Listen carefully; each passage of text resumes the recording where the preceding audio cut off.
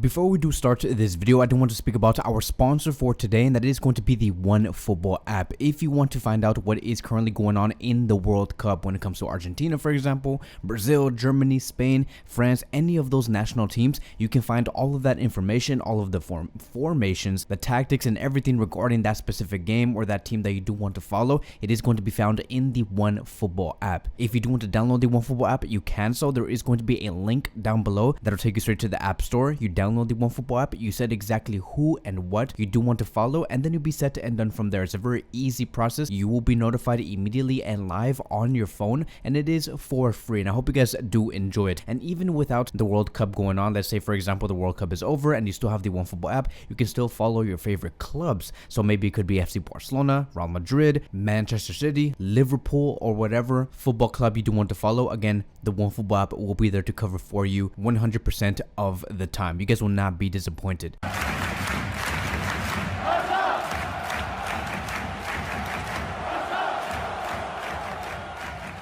Alright, so now going back into this video, I do want to revolve around Endrick, Alejandro Balde, Sergio Busquets, and Zubimendi. This is going to be a very compact video. If you do want to skip during certain parts, like let's say for example, you want to just listen to the part of Zubimendi, you can just skip all the way to that by the end of this video. Everything is going to be in good order and organized on the timeline down below, and I hope you guys do enjoy this video. If you guys are here and watching me for the first time, yes, we are doing World Cup coverage. Yes, I am talking about Argentina, Spain, Brazil, and many other countries. I also do mainly just talk about FC Barcelona, but because we are in this World Cup break, I am talking about certain international teams. But after the World Cup is over, we are going to be revolving around FC Barcelona 100% of the time. So if you are a Barcelona fan, subscribe to the channel. It is the best way for you to support this channel and also like this video. So let's first talk about the Brazilian young star Endrick, and I'm going to give you guys a backstory when it comes to like Endrick and FC Barcelona, because look, we have confirmation that Barcelona is in talks with Endrick and his family and the agents and everybody else. Barcelona are interested in this player, and Xavi Hernandez has also confirmed this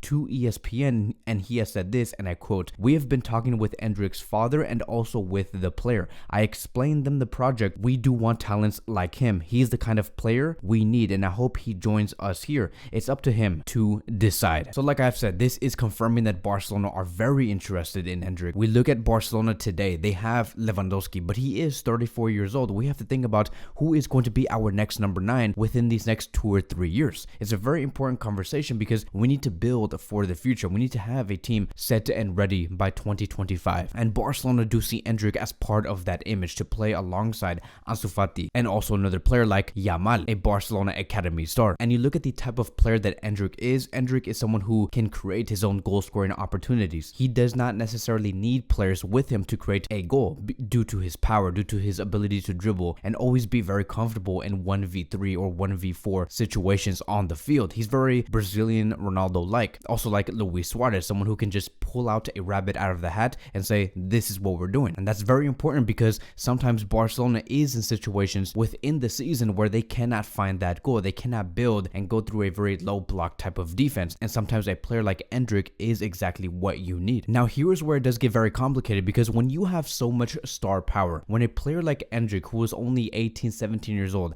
has so much of a ceiling and projected to be one of the best strikers in the world, there is going to be other clubs out there in Europe that are going to be very interested in someone like him, like Real Madrid, Manchester United, maybe Manchester City. And when there is multiple bids and there is a huge demand for a certain player, for one single player, the price also does get higher. And that is where the problem does arise for FC Barcelona. And it says here, according to Tony Juan Marti, that Endrick to Barcelona is unlikely as the club cannot afford to pay 70 million to 80 million euros. Palmeiras just wants cash. Endrick has visited many stadiums around Europe. Among them was the Camp Nou. The player may have his preferences, but it will be his club that'll be key in the decision, and what will mainly be considered here is who makes the highest bid. And for us, Barcelona, to compete against the Real Madrids, maybe the Bayern Munichs, maybe the Manchester Uniteds, or maybe maybe even the Liverpools, it's going to be very tough. And you and me know that Endrick does prefer FC Barcelona. We know that he is a Barcelona fan. You look at the pictures that he has taken before. He does really admire the Brazilian players that has played for Barcelona before, and maybe he's going to want to replicate that in his career. But there's always going to be factors as you progress through your career that is going to be changing your decision. So let me ask you guys this. If Barcelona cannot achieve the signing of Endrick, if we see Endrick sign with another club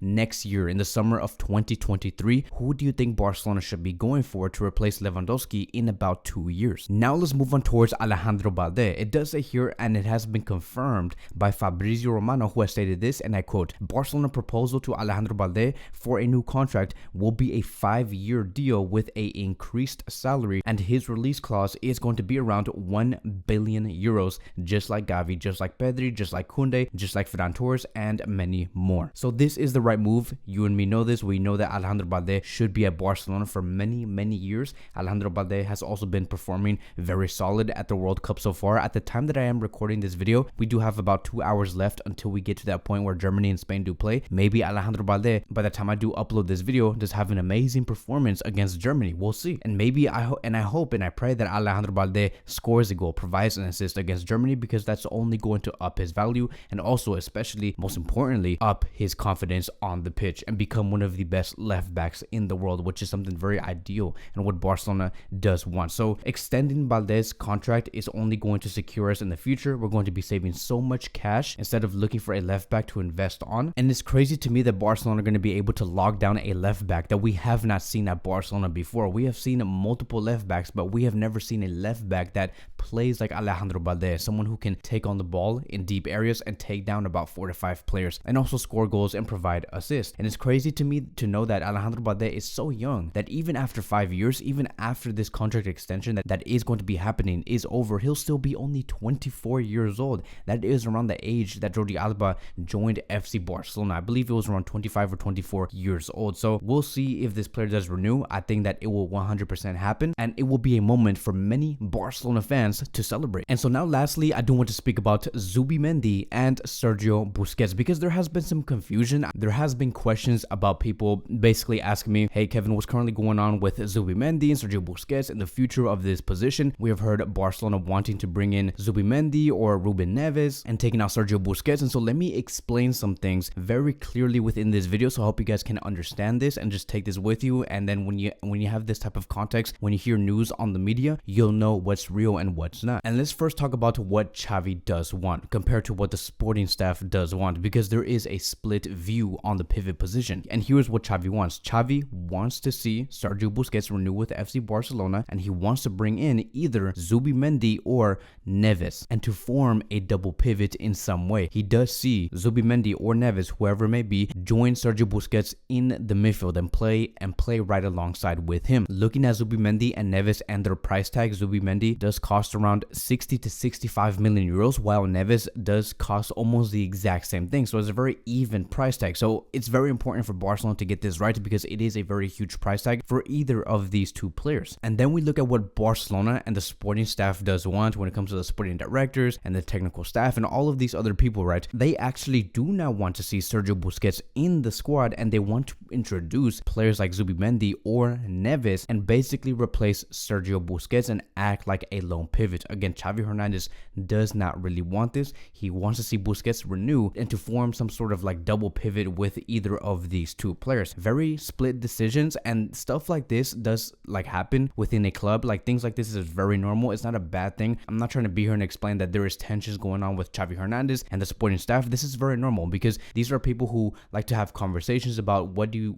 they believe is best to secure the future of FC Barcelona. It's very normal, and we should expect to see an answer very soon. You guys already know my opinion on what I think Barcelona should be doing. I think that Barcelona should be bringing Zubimendi to this club as soon as possible. Take Busquets out by the summer of 2023. I know that Busquets' level is still there. He can still perform. You look at what he has been doing with the Spanish national team under Luis Enrique. I just still think that Busquets should be taken out in the summer of 2023 and really look forward towards another pivot within our midfield, and for Busquets to go with Lionel Messi or do something like that, because Now I'm hearing reports about Messi going to Inter Miami after this season is over and basically leaving Europe for sure, never coming back to FC Barcelona. Maybe Messi can join Busquets at Inter Miami with David Beckham being that the owner of that club. So we'll see what happens. I know that this has nothing to do with what I'm talking about, but it's just crazy to me to hear that Messi could be going to USA. But besides that, like I have said, Busquets going to Inter Miami, and then after that having Zubimendi go into FC Barcelona, because I think that he has the capacity to really succeed Sergio Busquets. It's a very tough call, but he does have the capacity because of his skill set, because of his work rate. You look at his aerials that he has won. He has won a total of 33 aerial duels in the year this season. He is one of the best in 8th place, meaning that he has won 75% of the aerial duels that he has executed in La Liga, which makes him one of the best and puts him in 5th place. So he is in a way a very different pivot compared to Sergio Busquets, but that is what makes this so exciting, is to see what could our next pivot provide for FC Barcelona. And hopefully Barcelona do make the correct decisions and basically come into a conclusion with Xavi Hernandez before the summer of 2023 does even start. So that will be wrapping up today's Barcelona video, and I will see you guys in the next one.